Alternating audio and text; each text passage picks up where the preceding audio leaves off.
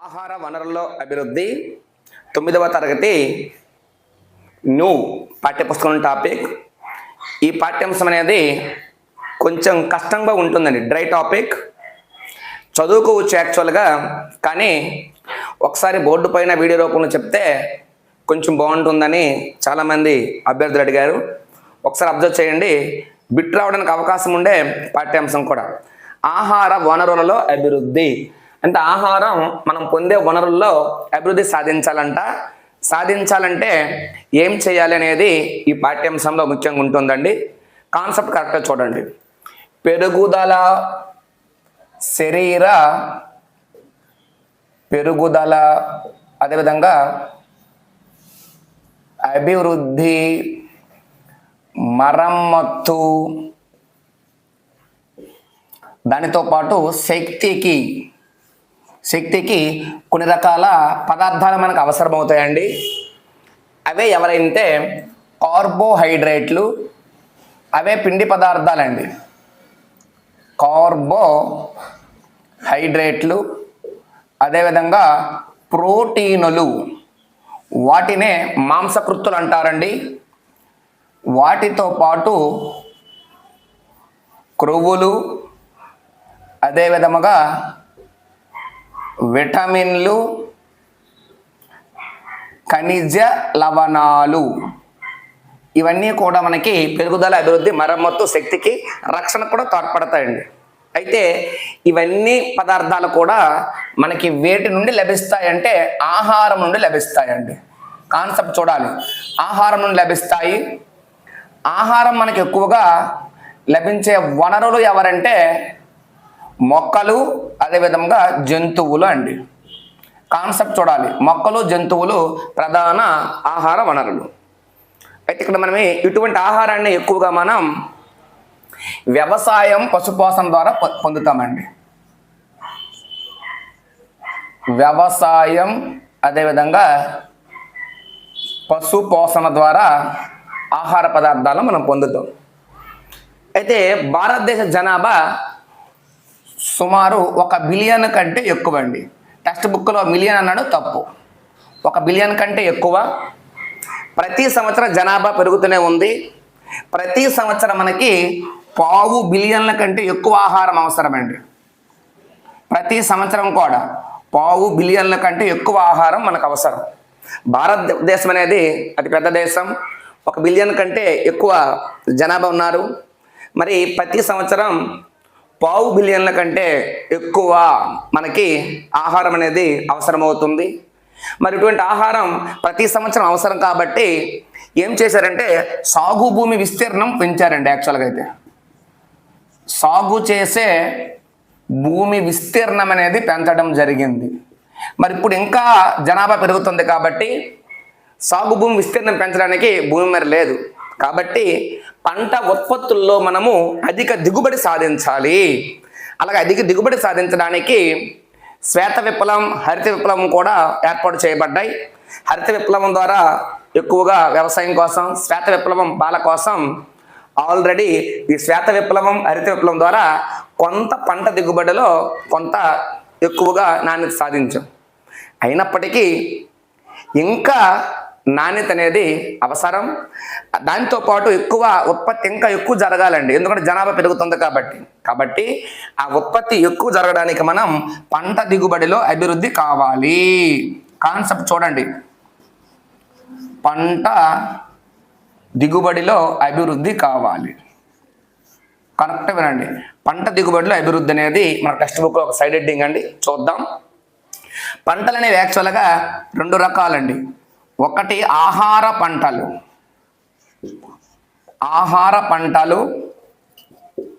Second one పశుగ్రాస పంటలు అండి. ఆహార పంటలు, పశుగ్రాస పంటలు. ఆహార పంటలు అనేవి ఎవరెవరంటే చూడండి, మనకి పిండి పదార్థాలను ఇచ్చే పిండి పదార్థాలు, అదేవిధంగా ప్రోటీన్లు, అదేవిధంగా క్రొవ్వులు అండి, అవే నూనెలండి, క్రొవ్వులు, అదేవిధంగా విటమిన్లు, దానితో పాటు ఖనిజ లవణాలు ఇవన్నీ కూడా ఆహార పంటల ద్వారా మనం పొందుతాం. పిండి పదార్థాలు మనకు తెలుసండి, వరి, గోధుమ, జొన్న, మొక్కజొన్న మొదలైనవి పిండి పదార్థాలు అనేవి వాటి నుంచి లభిస్తాయి. అదేవిధంగా ప్రోటీన్లను లభించే పంటలు చూడడం టెక్స్ట్ బుక్ ఉదాహరణ అండి.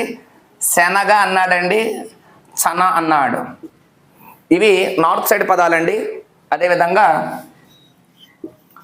బఠానీ, మటర్ అన్నాడండి. అదేవిధంగా మినుములు, ఉరాడ్. అదేవిధంగా పెసలు, మూంగు. అదేవిధంగా కందిపప్పు, అర్హర్. అదేవిధంగా ఎర్రపప్పు, మసూర్. టెక్స్ట్ బుక్ లైన్లు అండి ఇవి. ఎర్రపప్పు, మసూర్ ఇవన్నీ కూడా ప్రోటీన్లు ఇచ్చే ఆహార పదార్థాలు అండి. శనగ, బఠానీ, మినుములు, పెసలు, కంది పప్పు, ఎర్రపప్పు ఇవి ప్రోటీన్లు ఇచ్చే ఆహార పదార్థాలు. మరి క్రొవ్వులండి, వీటి నుంచి నూనెలు లభిస్తాయి. ఈ నూనెలు ఇచ్చే ఆహార పదార్థాలు చూడండి, వేరుశనగ,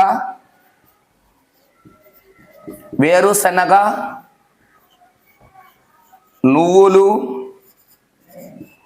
బాదం, ఆవాలు, అవిసె గింజలు, పొద్దుతిరుగుడు, కొబ్బరి ఇవన్నీ కూడా కొబ్బరి ఇవన్నీ కూడా నూనెలు ఇచ్చే ఆహార పదార్థాలండి.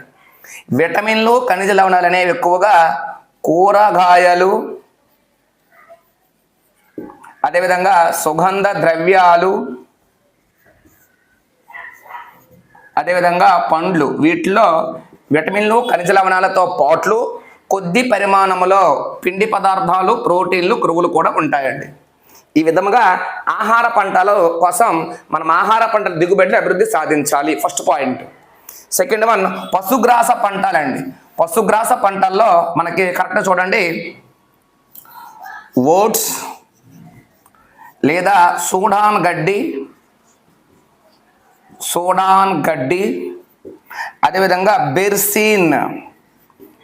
ఇవి పశుగ్రాస పంటలండి. ప్రతి పదం ఇంపార్టెంట్.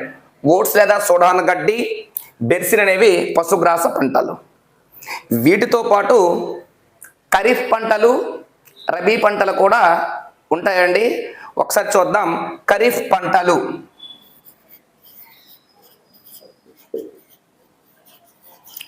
పంటలు అండి. ఖరీఫ్ అంటే అర్థం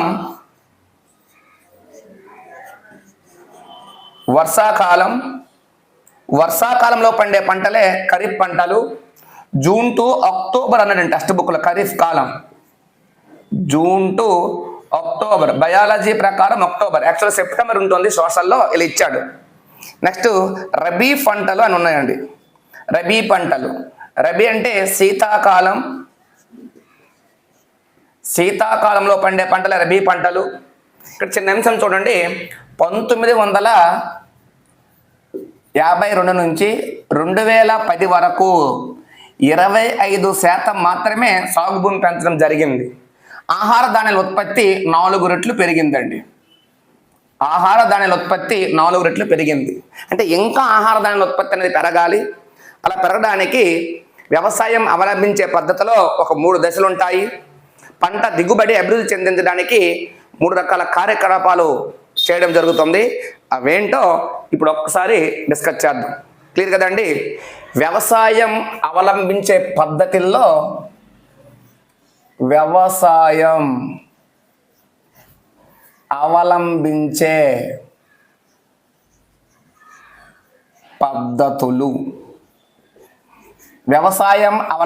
పద్ధతుల్లో ఒక 3 దశలు చెప్పారండి. అందులో ఒకటి విత్తనాల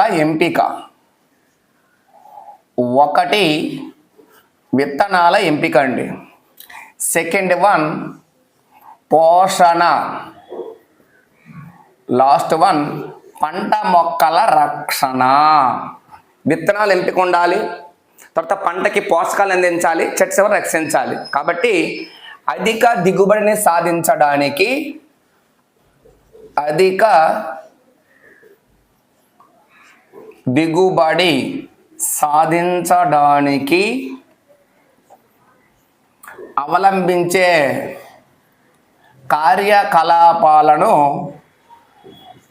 ఒక 3 రకాలుగా వర్గీకరించారండి. అది ఇంపార్టెంట్. ఒకటి పంట రకం ఉత్పత్తి. కాన్సెప్ట్ చూడండి, పంట రకం అభివృద్ధి లేదా ఉత్పత్తి మీ ఇష్టం. పంట రకం అభివృద్ధి. సెకండ్ వన్ పంట ఉత్పత్తిలో అభివృద్ధి. పంట ఉత్పత్తిలో అభివృద్ధి. లాస్ట్ వన్ పంట రక్షణ నిర్వహణ. పంట రక్షణ నిర్వహణ. ఇవండి 3 రకాలు అధిక దిగుబడి సాధించడానికి. ఫస్ట్ మనం పంట రకం అభివృద్ధిలో చూద్దాం. అంటే పంట రకాలను ఎన్నుకునేటప్పుడు ఉత్తమమైన రకం ఎంచుకోవాలండి. ఆ ఉత్తమమైన రకం ఎన్నుకోవడానికి 2 రకాల పద్ధతులు అవలంబిస్తారండి. ఒకటి సంకరీకరణం, 2 జన్యు రూపాంతరం చెందిన మొక్కలు. జన్యు రూపాంతరం అనుకోండి. సంకరీకరణం అంటే అర్థం 2 విభిన్న జన్యు లక్షణాలు కలిగిన మొక్కల మధ్య ప్రజననం చేయడం. కరెక్ట్ అబ్జర్వ్ చేయండి. 2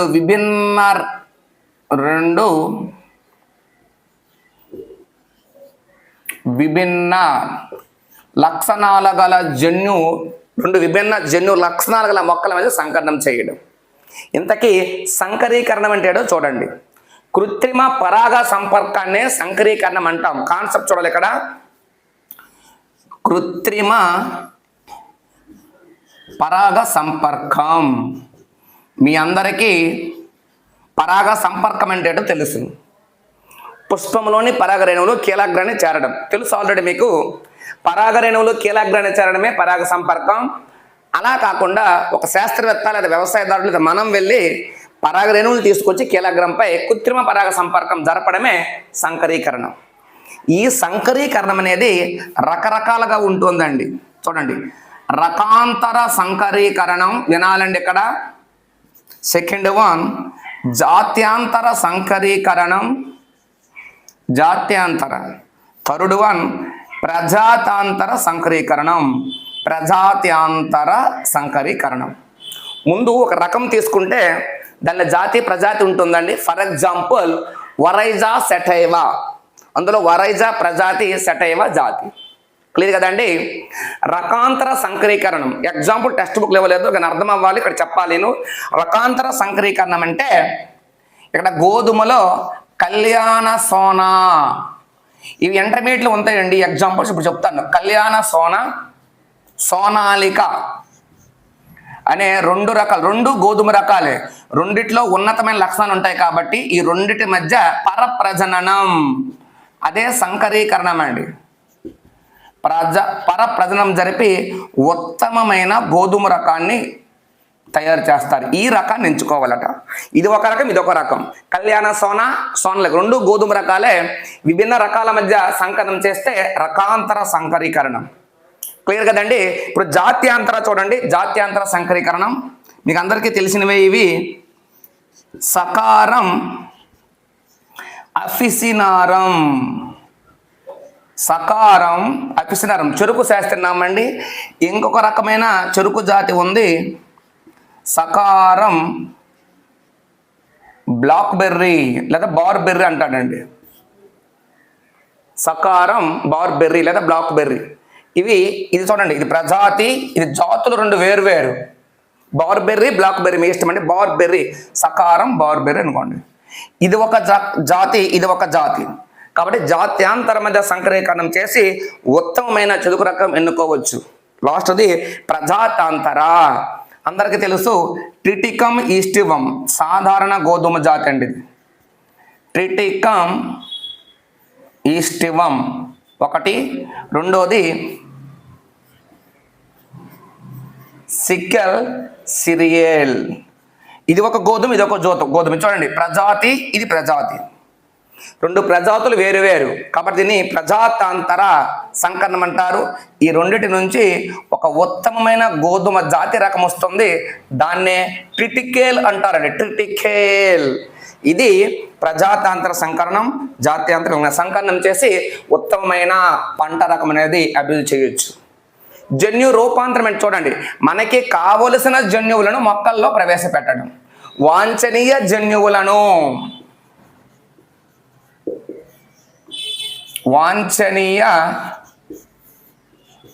జన్యువులను మొక్కల్లో ప్రవేశపెట్టడం. సింపుల్ అండి. బయోపెస్టిసైడ్స్ విని ఉంటారు, జన్యు రూపానికి చెందిన మొక్కలు.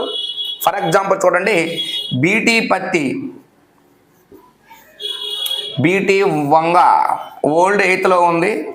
అంటే పత్తి విత్తనాల్లోకి ఒక రకమైన జన్యువును ప్రవేశపెడతాం. అది ఏదైనా కీటకనాశినులు, అంటే బీటీ పత్తి అంతా ఒక జన్యువును, మనకు కావాల్సిన జన్యువు ప్రవేశపెట్టామంది. విషపూరిత జన్యువు యాక్చువల్గా అది మొక్కకి ఏమవ్వదు, కానీ ఏదైనా కీటకాలు వస్తే కీటకం చనిపోద్ది. అలాగా వాంఛనీయ జన్యువులు, మనకు కావాల్సిన జన్యువును ప్రవేశపెట్టాం చూడండి మొక్క విత్తనంలోకి, దాన్నే జన్యు రూపాంతరం అంటారు. జన్యుపరంగా రూపాంతరం చెందిన విత్తనాలను కూడా తయారు చేయొచ్చు. పత్తి వంగ విత్తనాల్లోకి బాసిల్లస్ థొరాంజియన్సిస్ అనే బ్యాక్టీరియా యొక్క జన్యువును ప్రవేశపెడతాం. బీటీ అంటే బాసిల్లస్ థొరాంజియన్సిస్. ఆ బ్యాక్టీరియా జన్యువును ప్రవేశపెట్టినప్పుడు ఆ జన్యువు మొక్కకు ఎటువంటి హాని కలగదు. ఈ విత్తనాలు పెరిగి పెద్ద అయిన తర్వాత ఆ పంటపై ఏమైనా కీటకాలు వాలితే ఆ కీటకాలు చనిపోతాయి. దీన్నే జన్యు రూపాంతరం చెందిన రకం అంటారు. ఏదో ఒక విధంగా పంట రకం అనేది అభివృద్ధి చెందిందండి. క్లియర్ కదండి. మరి ఇటువంటి పంట దిగుబడిలో అభివృద్ధికి కావలసిన కొన్ని అంశాలు ఉంటాయి. ఆ అంశాలు ఏంటో ఇప్పుడు ఒకసారి డిస్కస్ చేద్దాం. క్లియర్ కదండి. పంట రకాల అభివృద్ధికి దోహదపడిన అంశాలు చూడండి. పంట రకాల అభివృద్ధికి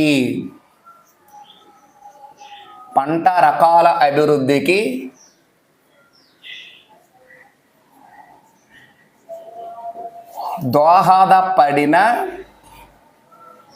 అంశాలు కరెక్ట్గా చూడండి. పంట రకాల అభివృద్ధికి దోహదపడిన అంశాలు ఉంటాయి. ఒకటి అధిక దిగుబడి అండి. అధిక దిగుబడి టెక్స్ట్ బుక్ ప్రతి లైన్ చెప్తానండి నేను. అదేవిధంగా మెరుగైన నాణ్యత. 3 జీవ నిర్జీవ సంబంధ నిరోధకత. 4 పరిపక్వ వ్యవధిలో మార్పు. 5 విస్తృత అనుకూలత. లాస్ట్ది అవసరమైన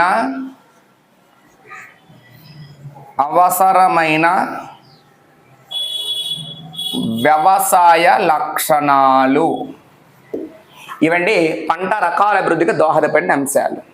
ఫస్ట్ చూద్దాం అధిక దిగుబడి. ఎకరానికి ఉత్పాదకతను పెంచాలి. ఎకరానికి ఎంత ఉత్పాదకత ఉంటే ఇంకా పెంచాలండి, అదే అధిక దిగుబడి. మెరుగైన నాణ్యత అంటే అక్కడ ఆ పంటలో నాణ్యత పెంచాలి. ఫర్ ఎగ్జాంపుల్ గోధుమలో బేకింగ్ నాణ్యత, గోధుమలో బేకింగ్ పర్సెంట్ నాణ్యత ఉండాలి. ప్రోటీన్లలో పప్పు ధాన్యాల నాణ్యత ఉండాలి.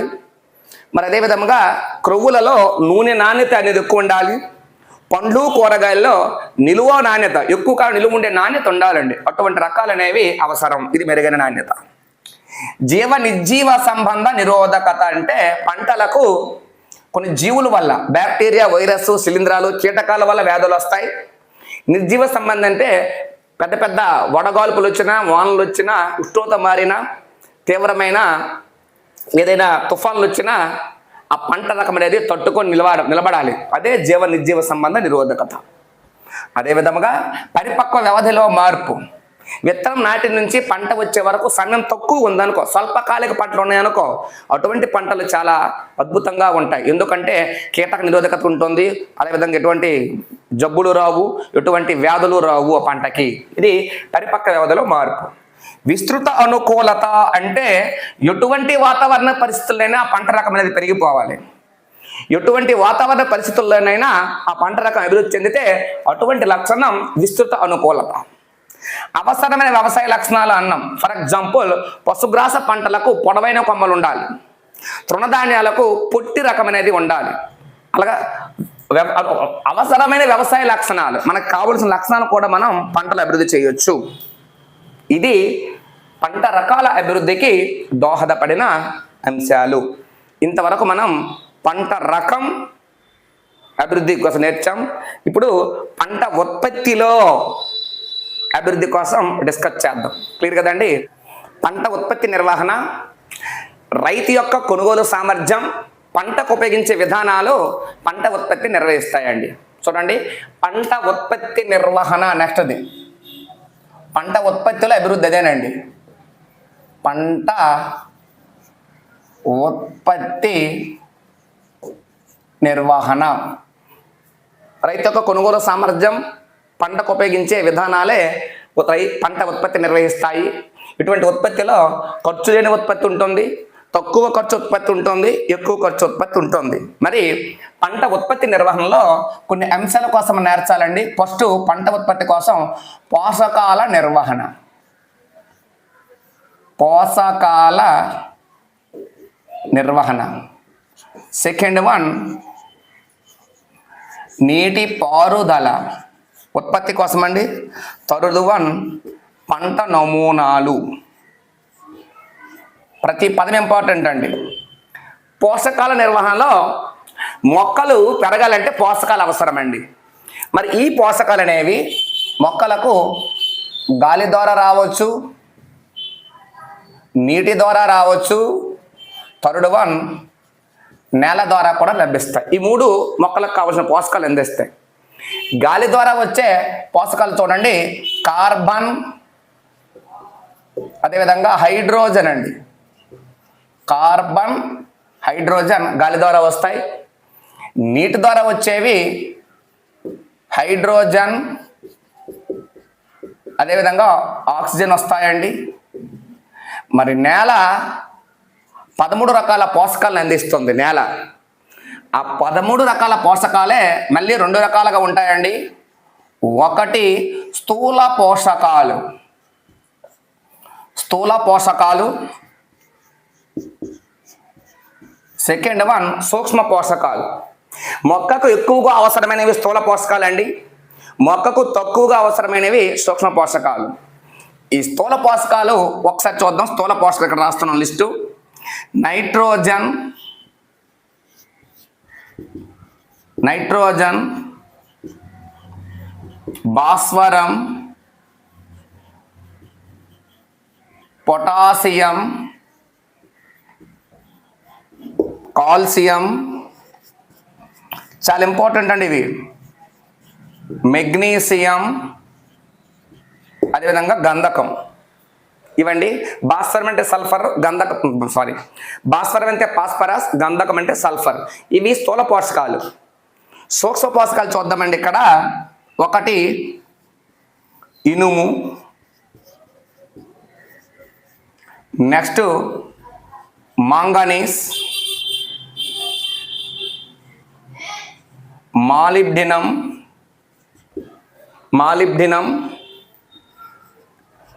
రాగి, బోరాన్, అదేవిధంగా క్లోరిన్, లాస్ట్ వన్ జింక్ అండి. ఇవన్నీ కూడా సూక్ష్మ పోషకాలు. కాబట్టి చూడండి, 1 2 3 4 5 6 7 8 9 10 11 12 13 ఈ 13 రకాల మూలకాలను నేల అందిస్తుందండి. క్లియర్ కదండి? మరి వీటితో పాటు ఈ పోషకాలు మొక్కకు అందాలంటే ఎరువులు అనేవి చల్లాలి. చూడండి, ఎరువులు కూడా పోషకాలను అందిస్తాయి మొక్కకి. ఈ ఎరువులు అనేవి 2 రకాలండి. మనకు తెలిసినవే సహజ ఎరువులు, కృత్రిమ లేదా రసాయన ఎరువులు. సహజ ఎరువులు, కృత్రిమ లేదా రసాయన ఎరువులు. సహజ ఎరువులు అనేవి మనం తయారు చేస్తాం, రసాయన ఎరువులు కర్మాగారాల్లో తయారు చేస్తారు. సహజ ఎరువుల వలన మొక్కకు ఎక్కువగా హ్యూమస్ చేరుతుంది, కానీ ఎన్పీకే ఎరువులు తక్కువగా చేరుతాయి. నైట్రోజన్, ఫాస్ఫరస్, పొటాషియం తక్కువగా చేరుతుంది.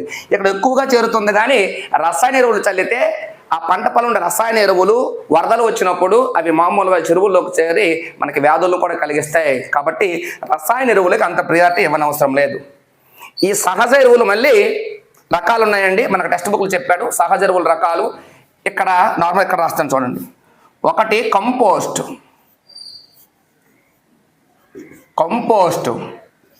Second one vermi compost, third one ఇక్కడ రాస్తానండి, థర్డ్ వన్ పచ్చి రొట్ట ఎరువులు. ఇవి సహజ ఎరువులండి. కంపోస్ట్లో చూడండి, మొక్కలు జంతువులు కొల్లింపజేయడం కానీ, పశువులు పేడ కానీ, వ్యర్థాలు కానీ అన్నీ ఒక గుమ్మిలో ఒక గోతిలో తీసి దాన్ని వేసి కుళ్ళింపజేస్తారు, అదే కంపోస్ట్. మన చెత్త చెదారం, మొక్కలు జంతువులు వ్యర్థాలు, మొక్కలు జంతువులు చనిపోయిన తర్వాత వాటి భాగాలు వేసిన తర్వాత అవి వేగంగా కుళ్ళాలంటే వానపాములను ఉపయోగిస్తారు. వానపాములను ఉపయోగించి కంపోస్ట్ తయారు చేస్తే అది వర్మీ కంపోస్ట్. నార్మల్గా చెత్త చెదారం వ్యర్థాలు వేస్తే కంపోస్ట్. క్లియర్ కదండి. పచ్చి రొట్టె ఎరువులో గోరు చిక్కుడు, ఈ పదాలు ఇంపార్టెంట్ అండి. అదే విధముగా చూడండి, గోరు చిక్కుడు, అదేవిధంగా జనుము. గోరు చిక్కుడు జనుముని పండించి వాటిని నార్మల్గా దున్నేస్తారండి. గోరుచిక్కుడు జనుమును దున్నిన తర్వాత అక్కడ పచ్చరొట్ట ఎరువు అనేది ఆ నేలకు అందుతుంది. ఈ విధముగా సహజ ఎరువులు, రసాయన ఎరువులు అనేవి మొక్కలకు పోషకాలను అందిస్తాయి. క్లియర్ కదండి. మరి విత్తనం బాగా పెరగాలి, మొక్కలు బాగా పెరగాలంటే నీరు అవసరం, నీటిపారుదల సౌకర్యం అవసరం. ఈ నీటిపారుదల సౌకర్యానికి బావులు,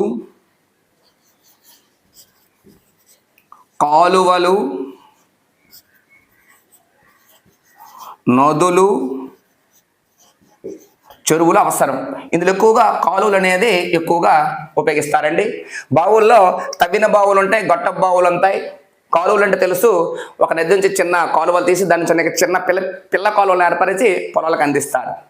నదుల నుంచి డైరెక్ట్గా నీరు అనేది లభిస్తుంది. చెరువులు మీకు తెలుసు అండి, నీరుని స్టోర్ చేసి చెరువుల ద్వారా నీరు అనేది పంటకు అందిస్తారు. ఇది నీటిపారుదల. పంట నమూనాలు చూడండి, లాస్ట్ది.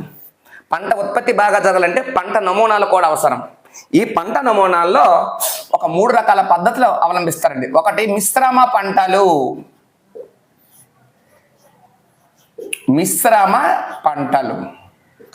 సెకండ్ వన్ అంతర పంటలు, థర్డ్ వన్ పంట మార్పిడి.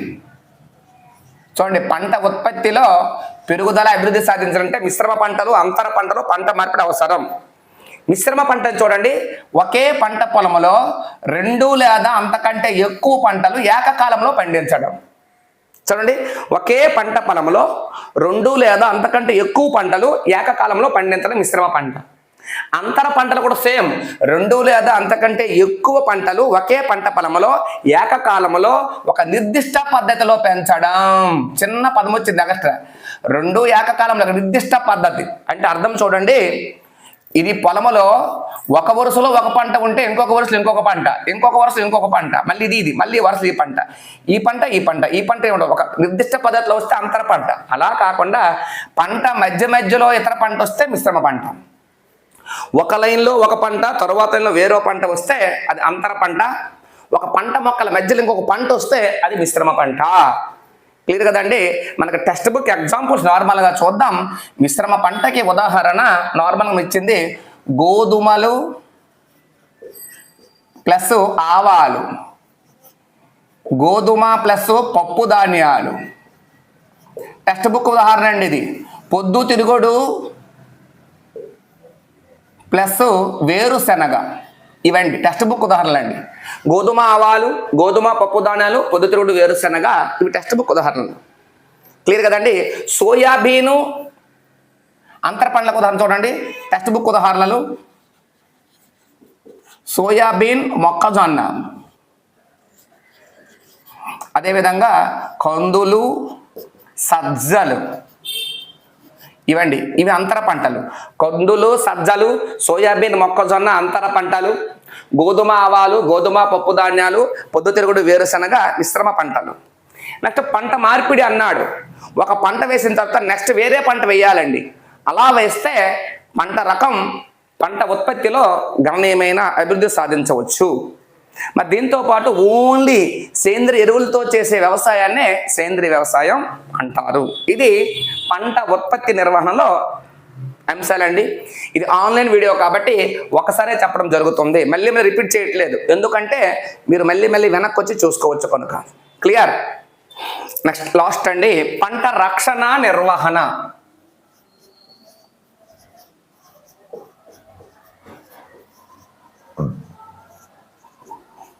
పంట రక్షించుకోవాలట. మరి పంటలో అవాంఛిత మొక్కలు పెరుగుతాయండి. అవాంఛిత మొక్కలు పెరుగుతాయి, వాటినే కలుపు మొక్కలు అంటారండి. పంటలో పెరిగే అవాంఛిత మొక్కలే కలుపు మొక్కలు. ఈ కలుపు మొక్కల్లో చూడండి, ఒకటి జాంతీయం.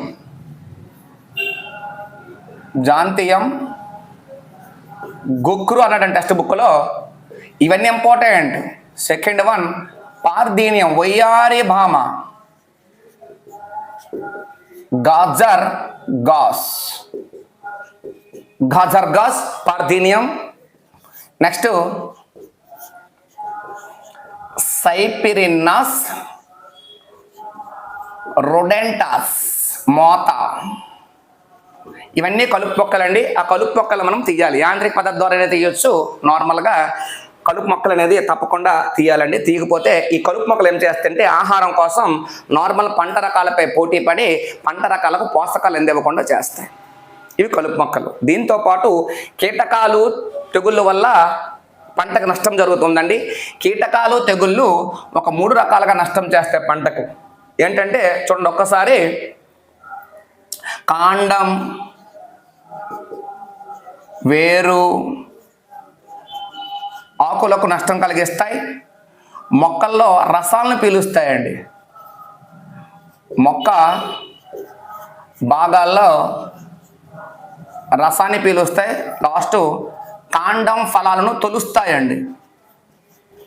కాండం ఫలాలను తొలుస్తాయి అంటే కాండం వేరు ఆకులకు నష్టం కలిగించవచ్చు, మొక్క భాగాల రసాన్ని పీల్చేయవచ్చు, కాండం ఫలాలను తొలవచ్చు కీటకాలు, తెగుళ్ళు. మరి దానితో పాటు మొక్కలకు బ్యాక్టీరియాలు, అదేవిధంగా శిలీంధ్రాలు,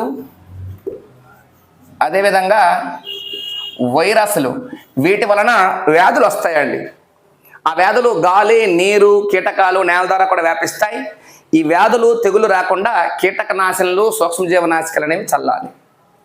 క్లియర్ కదండి? ఇలా చల్లితే వ్యాధులు అనేవి రాకుండా చేయొచ్చు.